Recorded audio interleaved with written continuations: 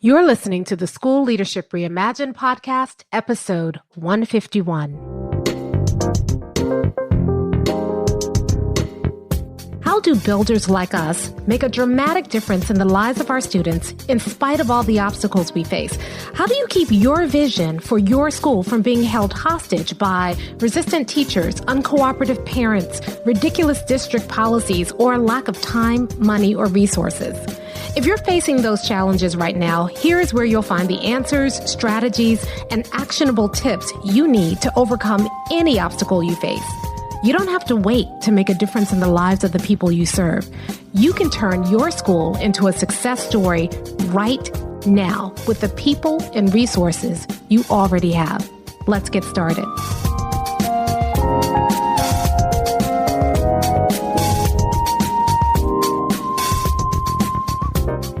Hey builders, welcome to another episode of the School Leadership Reimagined podcast. I'm your host, Robyn Jackson, and today we are going to start, it's not a new series, but in the last few weeks, we've been talking about the school hierarchy of needs. And so for the next couple of episodes, I want to talk about some really practical applications of everything that we've talked about this season around what it means to be a builder and how it's different than being a leader. And I'll tell you where this came from. Now, I don't get to watch a lot of TV these days, but I was recently visiting my sister and we sat down and did something we haven't done in a long time, or at least I haven't done in a long time, which is watch an episode of This Is Us.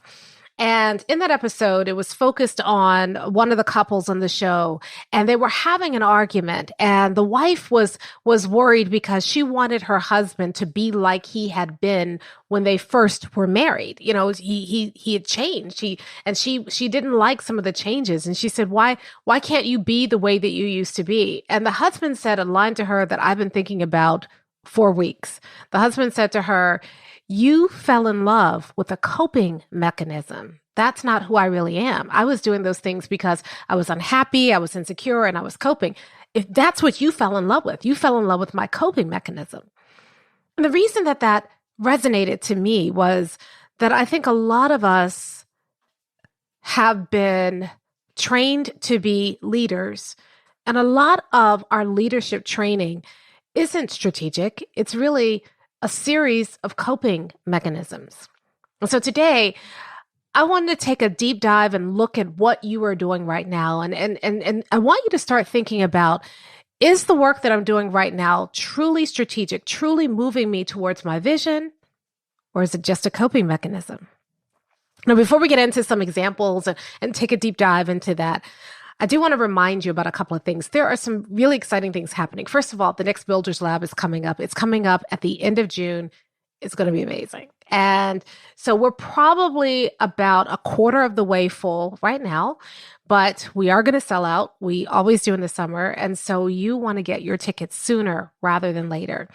And at Builders Lab, this is what you're going to learn. We have really been refining Builders Lab over the last couple of years, and we now have it, I think, down to where it's really targeted around helping you understand how to apply that school hierarchy of needs to your school, helping you figure out by looking at that school hierarchy of needs where the root cause is of your biggest challenges that you face. And then how do you solve that challenge? How do you remove that obstacle that's standing in between you and your goal in the next 90 days? And so at Builders Lab, it's really, we're doing a deep analysis of your situation. We're trying to take a look at your school right now and try to figure out where it's stuck and why it's stuck there. And we do something called micro-slicing at Builders Lab that I love. And everybody who does micro-slicing is blown away. And we teach you two levels of micro-slicing. The first level is, how do I micro-slice my school to figure out what is the root cause of why we are not achieving our vision? Maybe you don't even feel stuck right now. Maybe you feel like, well, we're making some gains, but those gains are tiny and you're working really hard for those tiny little gains. And you know that you could and should be a lot further along. Maybe you have a good school and you're just kind of complacent, or maybe not you, but your staff is complacent and you know you could be a great school. Maybe you have a school that's kind of, really in trouble and you want to turn it around very quickly. Well, Builders Lab is the place you come to figure out what's holding you back, and get you unstuck. We spend 3 days doing that. The second level of micro slicing is not only do you figure out how do you get your school unstuck, but how do you get your teachers unstuck? We're going to show you how to go into a classroom and within 5 to 7 minutes, be able to determine what is the root cause of a teacher's practice? What's the one thing a teacher needs to focus on right now in order for that teacher to make significant progress and growth in that school year? And so if you want to kind of get in very quickly and figure out how to get unstuck because you're ready to move to that next level, you're ready to start achieving your vision, Builders Lab is right for you. Now, the other thing is that Buildership University is for those of you who don't just want to get unstuck, but you also now want to execute. And in Buildership University, it's really less about your school and more about you as the builder. And it's about how do you develop the skill set and the competencies that make you the kind of builder that can walk into any school and turn that school into a 100% success story. And then how do you develop to the point where you can reliably do that in 3 years or less, no matter what school you enter? And so we've been doing beta testing with some ways and functionalities around Buildership University for the last year. And that beta testing is coming to an end. In fact, we only have 2 more cohorts that are going to go be able to come through Buildership University at its current investment. After that, Buildership University will be complete and full, and we will start you can still join Buildership University, but you'll have to join it at the regular investment for Buildership University. Right now, the people who have been a part of the beta and going through these beta cohorts are paying half or more off of what the regular investment is going to be because it's a beta. We're still learning. They're learning alongside us. But beta is coming to an end. And so if you've been thinking about joining Buildership University and you've been putting it off, I wouldn't put it off much longer because these are your last 2 opportunities to get into Buildership University at $97 per month. After that, the investment is going to be significantly more because the program will be complete. And so we are opening up a cohort at the end of April, and you'll be getting started in May. And then we're opening up another cohort at the end of May. You'll get started working in June. After that, the July cohort is the first cohort where we are going to have the full thing all finished out, and you'll get Buildership University as regular tuition. So if you want to join Buildership University and you want to get in and lock in for life at this particular price point, then you need to go to buildershipuniversity.com and you can look there. Either if you, depending on when you're listening to this episode, either you'll be able to sign up for the wait list or you'll see that we don't sell tickets to Buildership University, but you'll see that the cohort is open and you have an opportunity to join the cohort. All right, so I think those are my 2 big announcements. Let's talk about the difference between strategies and coping mechanisms. A lot of what you were taught in your leadership training doesn't teach you how to move a school forward. Instead, a lot of what we're taught is really about helping us to cope with a school that we have, not build a better school. And that's one of the frustrations I've always had with leadership that led me to start looking for something else and helping me to find Buildership was that when you are a leader, you're taught that for the most part, you kind of have to tolerate or live with what you have. Sure, you can make little changes here or there, but they say you're going to play the long game. And so you just have to endure. And they teach you all these different strategies to cope with things like ineffective teaching, to cope with things like, broken cultures, to cope with things like, parents who are disruptive or students who are disruptive. And what we never learn is how to, instead of coping with that situation, eliminate that situation altogether. I'll give you a couple of examples. Think about something as simple as, I'm in a lot of principal Facebook groups and online groups. And one of the things that I see show up over and over again, and it seems innocent, but it drives me crazy, is people will put on something like, hey, do you all have any cool ideas for staff appreciation gift? Again, on the surface, it sounds harmless, right? People want to appreciate their staff. They want to do something nice for their staff and they love cute gifts. Here's the problem. Staff appreciation gifts, if you really think about it, is a coping mechanism. What people are really looking for is my staff is feeling underappreciated and overworked, and I need to find some tangible thing that will help make people feel appreciated. And there are not enough Starbucks gift cards or pellet ice machines in the staff lounge or, 15-minute seated massages or movie tickets or anything else to compensate for an environment that is wearing people down and not treating people like full-blown human beings. So whenever people are seeking staff appreciation gifts, the first thing in my mind is it's a coping mechanism. Why wouldn't you build a work environment where your staff feels appreciated every day? Where those gifts are nice. I'm not saying never give your staff a gift, but you certainly don't want to give them a gift to make up for all of the nonsense that they've been putting up with for months, because it's not going to do that. How about you create an environment where people feel valued every single day? One of the episodes that's coming up is the question. I'm going to tackle the question, are you taking up space that really belongs to your teachers? And a lot of times we are so busy trying to teacher-proof teaching that our teachers feel like they are not being appreciated. They're not valued for their opinion. Nobody cares what a teacher feels is important for moving students along. Instead, we all are saying you have to do it this way because that's the way we were trained to do. And so teachers are not a part of that conversation. When you're a builder, one of the first things that we take you through in Buildership University is we spend the first 90 days just focusing on getting everything aligned. And part of that process is really nerve-wracking to a lot of builders because part of that process is a core values process. And the teachers own those core values, not you. And principals always say, well, what if the teacher says something I don't like? Listen, that's the risk you take when you trust your staff. But if you trust your staff and if you have that conversation with your staff and use the core values process that we teach, you don't have to worry about what they're going to come up with because you're going to create true consensus. That's not a Starbucks gift card, but that makes people feel like they have a voice and they have a choice in how your school is run.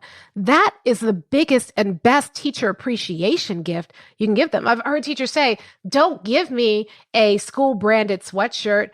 How about treat me like a professional? How about treat me like a human being?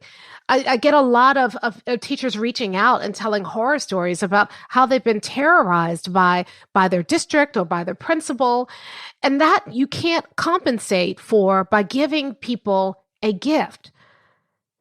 The gift is a coping mechanism. What builders do is they don't rely on coping mechanisms. Again, builders still give gifts, but the gifts are the cherry on top. They're not the whole sundae. All right. Here's another coping mechanism. I've heard principals say, I get into 3 classrooms a day or 15 classrooms a week or 5 classrooms a day. And they celebrate that. They brag about that. I've been into 500 classrooms this year. Who cares? If you go into that many classrooms, but your presence in that classroom has not made a significant impact on the instruction in that classroom, we hold that up. How many times you show up in a classroom and we say that is what instructional leadership looks like.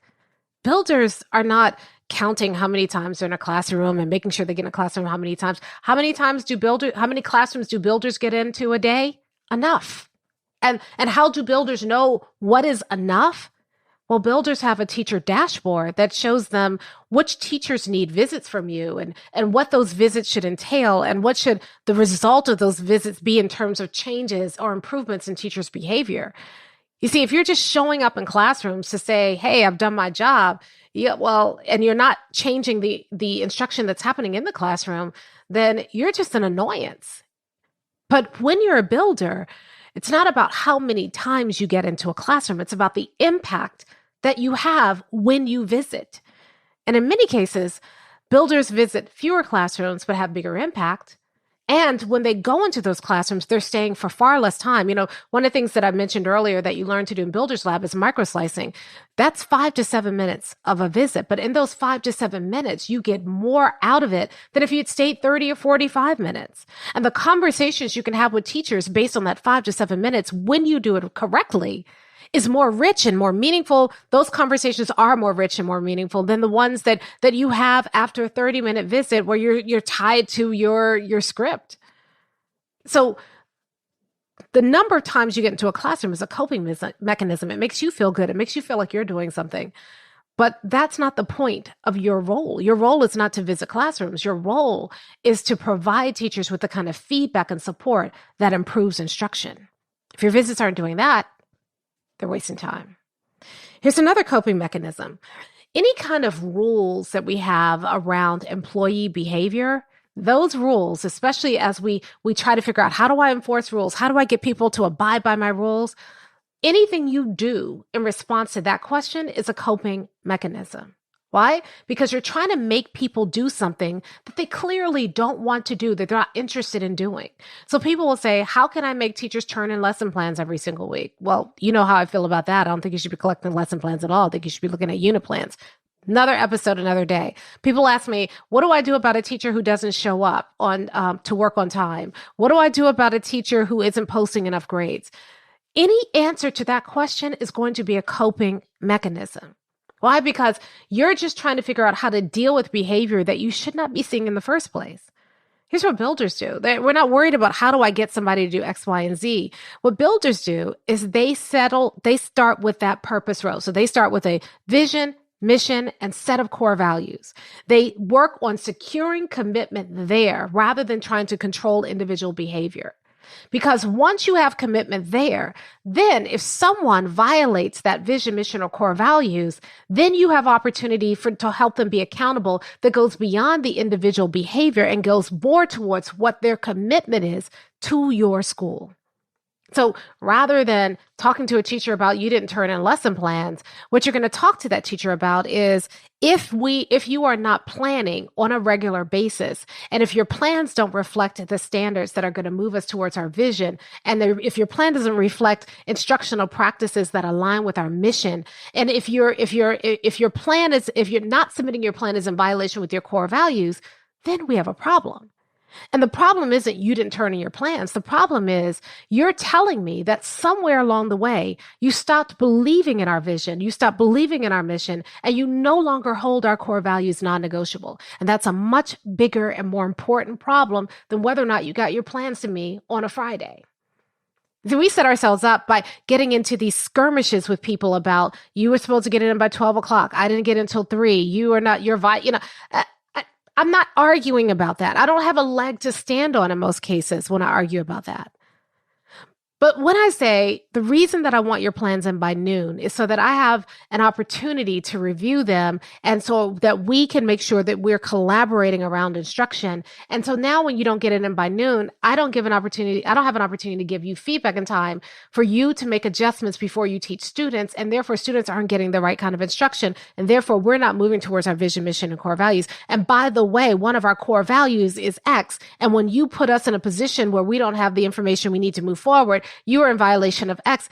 That's a totally different conversation. So if you find that you are spending a lot of your time trying to enforce rules, it's a coping mechanism. What builders do is we have a solid foundation. And when you spend your time working on nurturing your foundation, your vision, your mission, your core values, that's a strategy. All right, here's another one. So I see this all the time too. People will post, anybody got a great idea for a PD activity I can do for an upcoming PD day? Or people will call my office and say, hey, I've got this PD day in February. Can you do a one-day workshop on X for my staff? The answer is unequivocally no, because I don't deal in coping mechanisms anymore. And those one-day, drive-by PDs are a coping mechanism. You're trying to fill a day. Builders are not thinking about their PD days that way. What builders have is a teacher dashboard that tells them what the needs are of the staff. And those needs are in alignment with what it will take to get to your vision, mission, and core values. And so professional development is not just a day.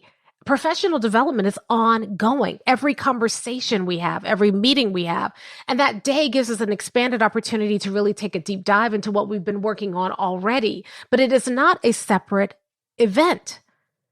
And so when you think about your PD as a series of disconnected separate events, or even a series of trainings that is not in alignment with your overall vision, mission, and core values, you're coping. You're trying to fill slots. You're trying to either fill slots by just grabbing a day, or maybe you're trying to be a little bit more thoughtful, but you're still filling a slot in your head. Okay, I've got a PD plan. Check and move on. It's a coping mechanism. When you're a builder, you can't have a PD plan without having a vision, mission, and core values first. You can't have a PD plan unless you really understand the needs of your staff. You can't have a PD plan unless you understand what the root cause is for why your school is stuck where it is right now, and unless you have a plan for uncovering and removing that barrier so that you and your students and your staff can move forward towards your vision. If your PD plan is not nested in that, it's a coping mechanism. Here's another example. Chasing, checking, and correcting teachers. I see principals wearing themselves out, and principals will say to me, I see what you mean about being a boss, leader, builder, but sometimes you just have to be a boss. I've done a podcast episode on that before. Anytime you are spending time chasing, checking, and correcting people, you are coping with a problem. What builders do is we don't spend time chasing, checking, correcting people. We spend time coaching people and mentoring people and helping people be accountable and setting people up for success and providing the feedback, support, accountability, and culture they need to be able to thrive. That's strategic because I'm building a foundation and I'm building my staff. I'm building their will and skill so that they will make the choice to do the right work the right way, even when I'm not looking. Ever you find yourself chasing, checking, and correcting people, know that that's a coping mechanism. Stop first and then go back to that school hierarchy of needs and say, why is this behavior happening? And the other day in office hours, we were talking, and someone was talking about an incident in their school, and they were talking about what strategies can I have to talk to this teacher? And as we were having the conversation, we said, that's the wrong question. The real question is, what is missing in either your purpose, your people, your pathway, your plan that makes that behavior seem okay to that teacher? And the more we dug, the more we realized that there were two problems. The first problem was there was a piece of the purpose that was missing that needed to be reinforced. And then once that was there was a piece in the people section, that will and skill section that needed to be addressed so that teacher would know what the right behavior was the next time. In both cases, instead of chasing, checking, and correcting that teacher, instead of just writing that teacher up and putting a note to file, this builder was actually building this teacher's capacity so that this teacher knew how to handle things differently next time, and they would never have to deal with that problem with that teacher again. Notice the difference? One is a coping mechanism, and it's a coping mechanism because you know that the problem's going to come up again. One is a strategic decision that eliminates the problem altogether. Here's another one. Dodging or tolerating some degree of toxicity. I've had people say to me, look, you can't eliminate all the toxicity because you can't control people. People going to be what they're going to be. Haters going to hate. And so you just have to deal with it and keep it from deterring you from your goal. How are you going to keep toxicity from deterring you from your goal when toxicity and culture eat strategy for breakfast? That's a Peter Drucker quote, I think. So you can't tolerate toxicity in your building because it will fester and it will grow. And anything you do that tolerates or ignores toxicity in your building is a coping mechanism. What builders do is builders are constantly monitoring their culture, looking for those early warning signs of toxicity. Builders are taking the time to deliberately engineer the right kind of culture. And when you do that as a builder, then you don't have to worry about tolerating toxicity. You eliminate it altogether. A couple of more. And again, I'm gonna step on some toes here. I think SIP plans are coping mechanisms. And I think that they are such a huge coping mechanism, we don't even realize that that's what they are. I think that states and districts use SIP plans as a way to make them feel like people are being strategic in schools, when in reality, and they know this, Most people write SIP plans and then never deal with them again, never touch them again. So because they know that, states revise SIP plans and create SIP plan, kind of check-ins and SIP plan templates and all of this paperwork to try to get schools to think strategically. When instead, if the states, instead of looking at my SIP plan, said, what is your vision, mission, and core values? And what is your goal? How are you going to move your school closer to that vision, mission, and core values this year? That's a simple 2-step process that would accomplish everything the state wants or the district wants without all the paperwork. So I've started to believe that school improvement plans are coping mechanisms. They make us feel like we're in control. They make us feel like we have a strategy. But when you really look at most school improvement plans, there's nothing strategic about them. It's just, hey, we want to move test scores up by 5%. How are we going to do it? And then it's spaghetti on the wall. People are just saying, oh, well, we're going to use a new reading curriculum, or, oh, we're going to increase the number of minutes students are reading every day, or all these strategies. And then we try to give ourselves a little bit more confidence by saying, oh, we're going to use research-based strategies. Okay, but you can use a quote unquote research-based strategy in the wrong way. So SIP plans make us feel like they give us a false sense of security and confidence, because in reality, the way that most SIP plans are written does not ensure that you're going to achieve your goal. It's wishful thinking. You know what builders do? Builders have a vision, mission, and core values. That's the target. And every 90 days, builders are coming back and developing a new plan. And the plan is not about what we're going to do. The plan is about what's the next obstacle we need to remove. Because if we remove obstacles, get things out of our way, then we have a clear shot towards our vision, mission, and core values. Rather than writing a plan and hoping it's going to work, builders have a plan that is respectful of the change process. There's 6 pieces that I talked to you about in earlier episodes, those 6 E's. And builders not only have the process of the plan down pat, builders hold themselves accountable to achieving that plan by creating a scorecard and by choosing the right pathway first. And because we're doing it every 90 days, we're not committing ourselves to a year-long thing when we realize, 2 months in, it's not going to work, but we turned it in already, so we have to stick to it. Instead, we give ourselves the grace to understand that every single 90 days, it's a series of experiments that are teaching us more and more and more about what it will take to achieve success for 100% of our students. I used to not use that word experiment because people were saying, you can't experiment on children. No, that's not what we're talking about here. But even in school, we teach the scientific method. We talk about good scientists are always conducting experiments, and that's how knowledge is created in science. So why is it such a bad thing to treat our planning not like a locked, a locked in kind of death sentence, right? Once you put it on the SIP plan, then, somebody's going to come looking for you. Instead, why not say, you know what? This is the thing I think is in our way. This is what I think will remove it. Let's try it. Let's keep track of it. Let's adjust along the way. And then either we will remove it or we will learn a lot more about how to remove it that we can do on the next 90-day cycle. You will get further in a year by using those 90-day cycles than you ever imagined you would get by locking yourself into a year-long SIP plan. It's a coping mechanism. All right. Ready for another one? I want to step on somebody's toes here. I think data dives are a coping mechanism, especially the way that we were mostly trained to conduct them. We go in, we look at the data, we, do we do red, yellow, green, or, we find the lowest numbers, or we, how are we going to move this number this way? Most of what we do with data is much ado about nothing. We spend all this time studying the data, but we don't change our behavior in response to the data. And yet we do that data dive and we feel really good because we know our data, and principals come to me all the time. It's like, well, here's my data and I know my data. And I'm like, okay, well, how is your behavior changing based on your data?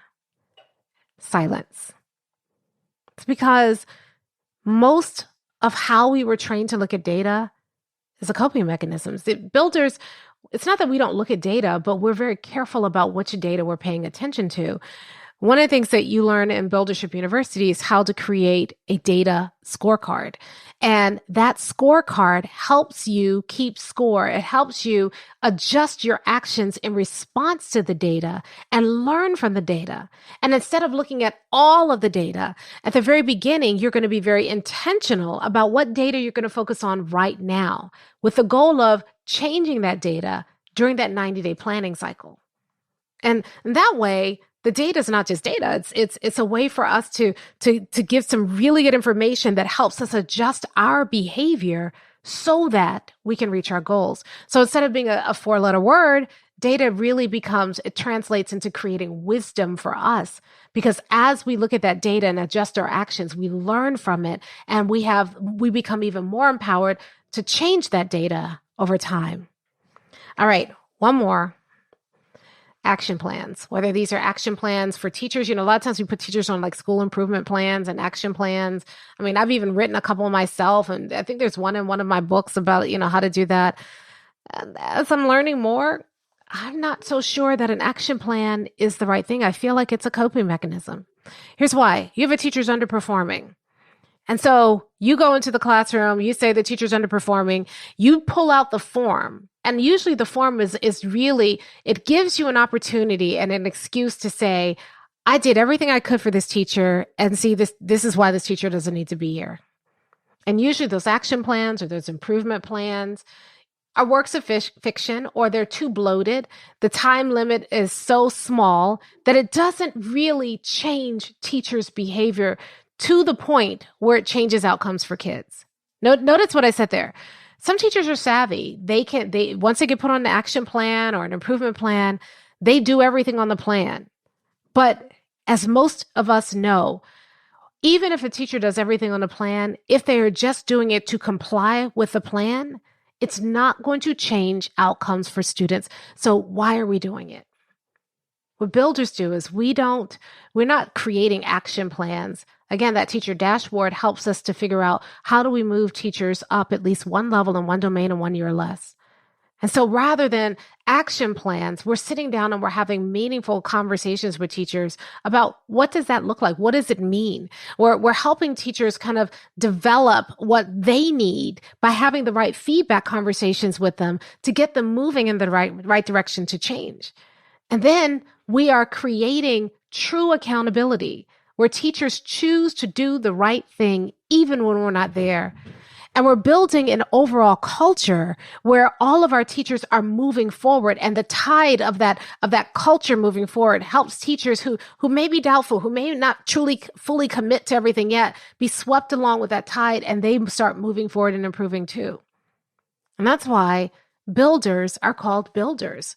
It's part of the reason why we're called builders is because we're building teachers up instead of putting people on improvement plans and tearing people down and killing their confidence. Now, a lot of these distinctions I've talked about today, some of you are saying, wait, Robyn, you kind of hurt my feelings because I do that. I rely on that. That's okay. As long as you understand that what you're doing is a coping mechanism and there is something better. You see, you don't have to cope with stuff when you're a builder. Things that aren't working, things that you don't like, things that are getting in the way. Builders see those things, and rather than coping with them, they say, why am I coping with this? Why don't I eliminate it altogether? Why don't I remove it entirely so I never have to deal with that again?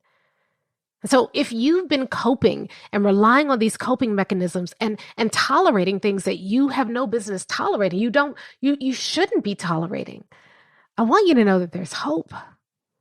You don't have to tolerate things.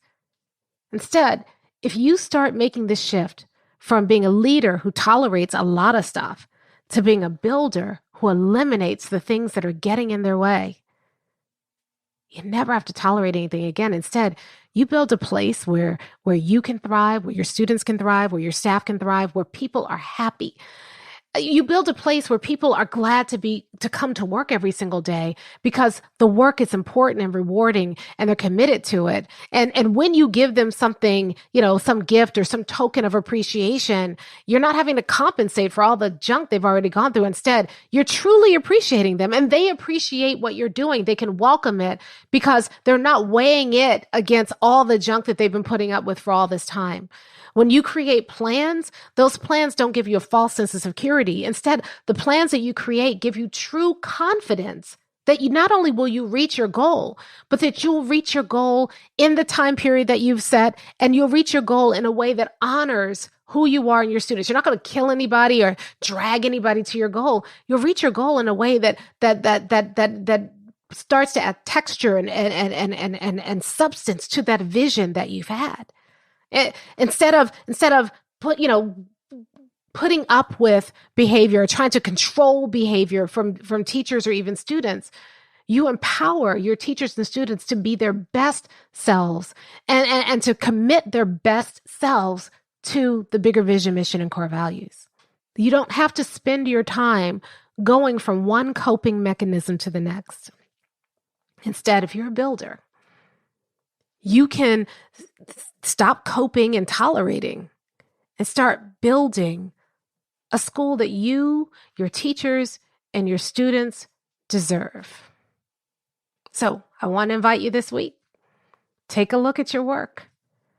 If you have a lot of coping mechanisms in play, then I think you need to come to Builders Lab so we can figure that out.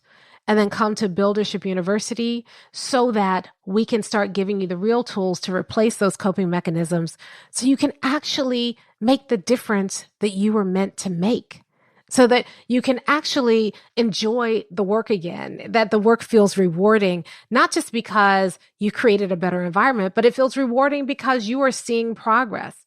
So many of us are working really hard and we're not seeing the growth that mirrors the amount of work we're putting into our day every single day. It's because you are spending all of your time on coping mechanisms.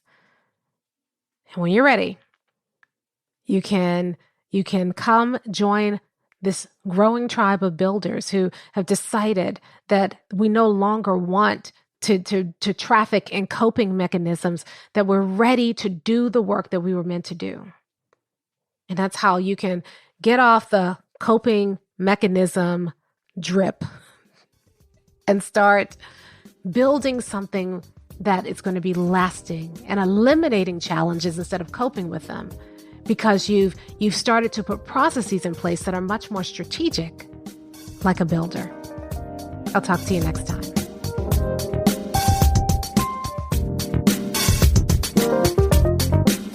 Hey, if you're ready to get started being a builder right away, then I want to invite you to join us at Buildership University.